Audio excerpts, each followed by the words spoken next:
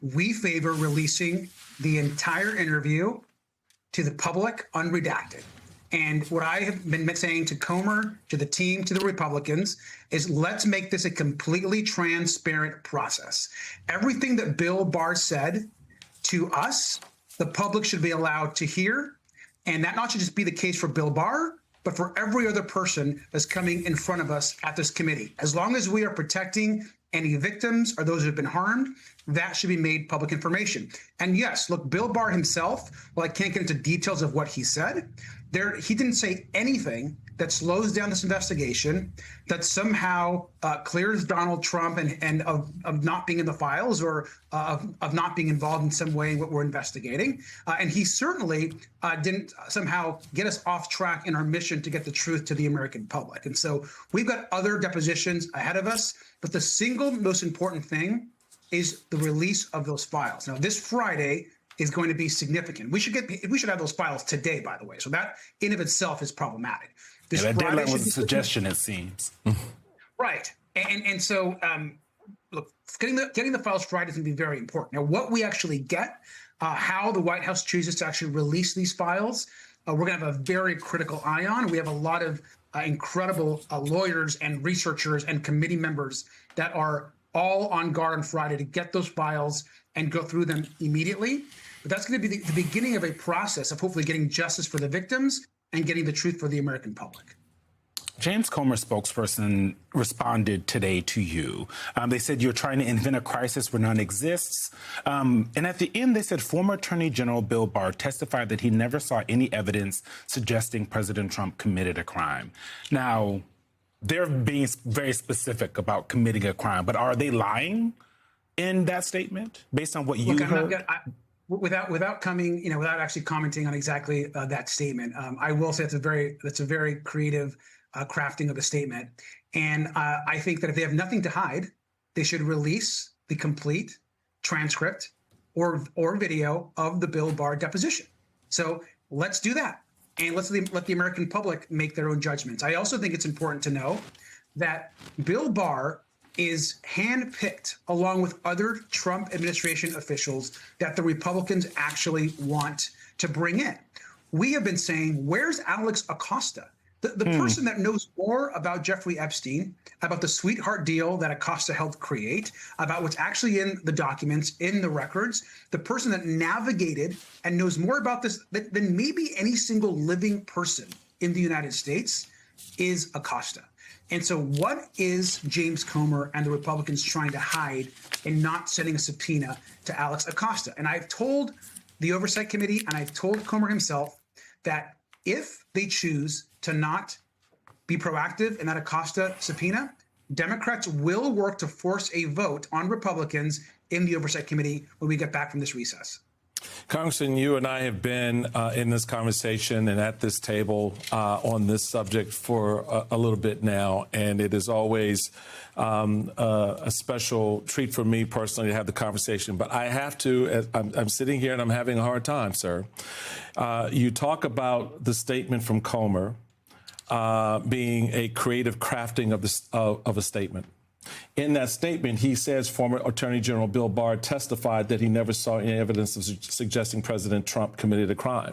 The question then was, well, is that true? The response is, oh, well, I can't speak to that. Well, Comer did. They did. Sure, well, so my point is, sir, either that is a true statement, right, coming from the somebody who's got power in committee chairmanship and oversight in these matters, or it isn't. And I guess the point I want to get to is, at this stage, who gives a damn? I mean, because putting out statements and going at these guys when they are crafting statements that are much more creative and much more on point than what we hear from Democrats driving their message that Donald Trump didn't do anything wrong. His name is all over the Epstein files. And he's done nothing wrong. This is all a hoax. It's all a witch hunt. That narrative continues to stick. So my question boils down to, when are you guys going to break an egg? When are you absolutely going to just crack this thing open and hold these folks accountable for the stuff they're doing? This dance around on the Epstein files by the House Judiciary Committee and the leadership and all that is BS. And the base knows it.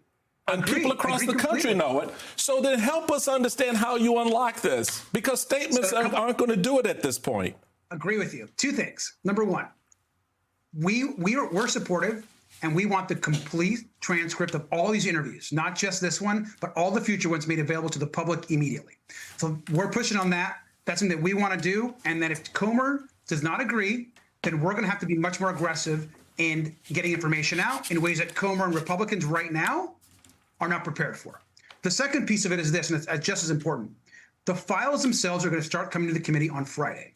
And so until we get our hands on what the actual files say and then what the deposition is saying to corroborate information, that is going to be incredibly important. And I am with you. This is an incredibly frustrating moment that we know the White House is involved in this massive cover-up. But Republicans didn't want the files to be released. We had to force, Democrats had to force Republicans to actually begin releasing these files by forcing that vote. We're going to get those initial batch on Friday. We're going to get that information out to the public, and all of those files will be made available. And what I believe is we're going to fight to get finally justice for all the victims.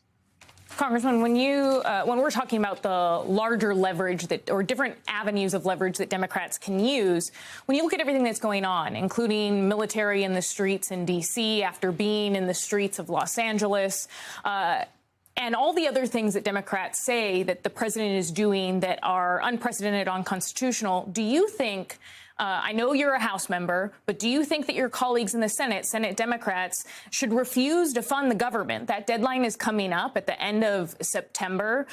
Should they refuse to vote on these spending bills using that leverage until they see President Trump reverse deploying troops in the streets of D.C.?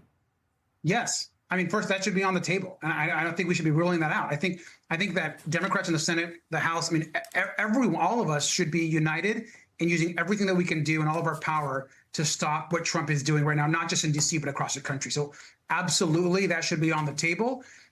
What's happening right now in Washington, D.C., and in other parts of this country should be horrifying to every single person that's going on the actual street. People are being thrown to the ground, being picked up. American citizens are being attacked. American citizens, in some cases, are being sent to detention centers. And so absolutely, the Senate should be engaged. And I know that our leadership is having conversations with Senate leadership, happening today, happening ongoing, about what that would actually look like. But we've got to be prepared for that action.